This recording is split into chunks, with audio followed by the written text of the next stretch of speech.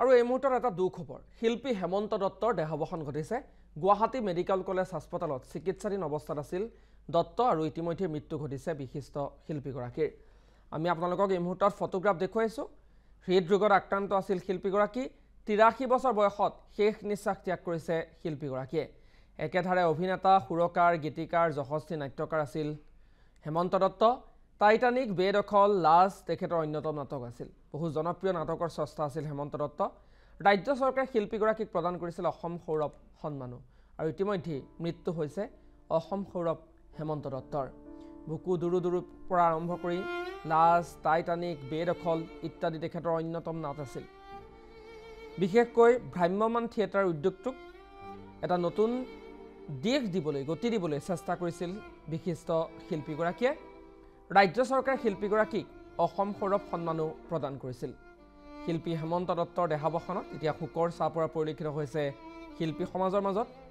সাংস্কৃতিক জগতখনতো বৰ্তমান শোকৰ ছাঁ পৰা পৰিলক্ষিত হৈছে আৰু বিশেষকৈ ভ্ৰাম্যমানৰ নাটকসমূহৰ ক্ষেত্ৰত এগৰাকী শিল্পীয়ে অসম সৌৰভ হেমন্ত দত্তই দেখিবলৈ পোৱা গৈছিল ভ্ৰাম্যমানৰ নাটকসমূহৰ যিসমূহ গীত সেই গীতসমূহ কিন্তু নিজেই লিখিছিল গীতিকাৰ হিচাপেও বিশেষ খ্যাতি লাভ কৰিছিল বৰ্ষিয়ান শিল্পীগৰাকীয়ে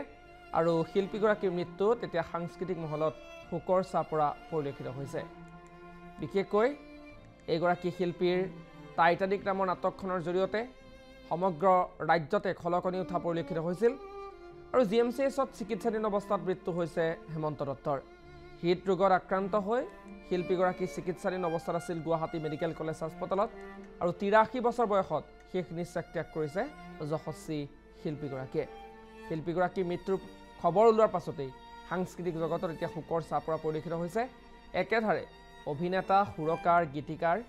যশস্বী নাট্যকাৰ আছিল এইগৰাকী হেমন্ত দত্ত সমগ্ৰ ৰাজ্যতে আলোড়নৰ সৃষ্টি কৰিবলৈ সক্ষম হোৱা টাইটানিক বেদখল লাজ তেখেতৰ অন্যতম নাটক আছিল বহু জনপ্ৰিয় নাটকৰ স্ৰষ্টা আছিল এগৰাকী হেমন্ত দত্ত ৰাজ্য চৰকাৰে শিল্পীগৰাকীক প্ৰদান কৰিছিল অসম সৌৰভ সন্মানো আৰু শিল্পীগৰাকীৰ মৃত্যুত এতিয়া শোকৰ ছাঁ পৰা পৰিলক্ষিত হৈছে কেইবাখনো নাটকৰ জৰিয়তে অসমীয়া জনতাৰ হৃদয়ত স্থান পাইছিল শিল্পীগৰাকীয়ে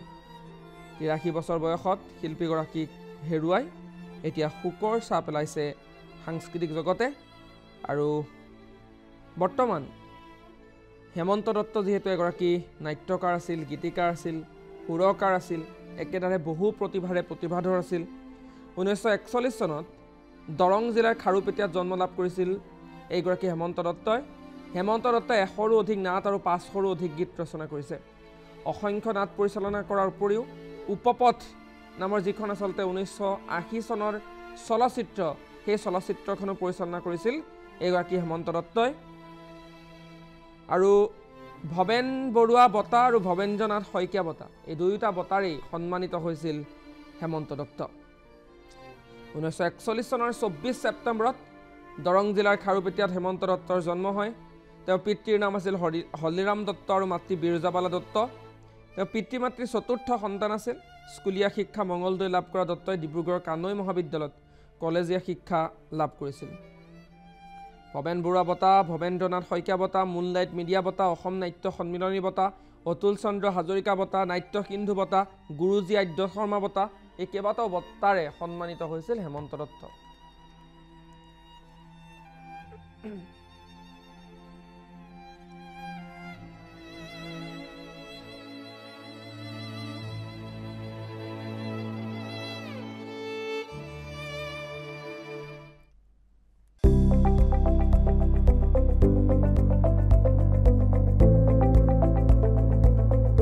NB নিউজ সহজ সৰল ভাষাত নৱভাৰতৰ কথা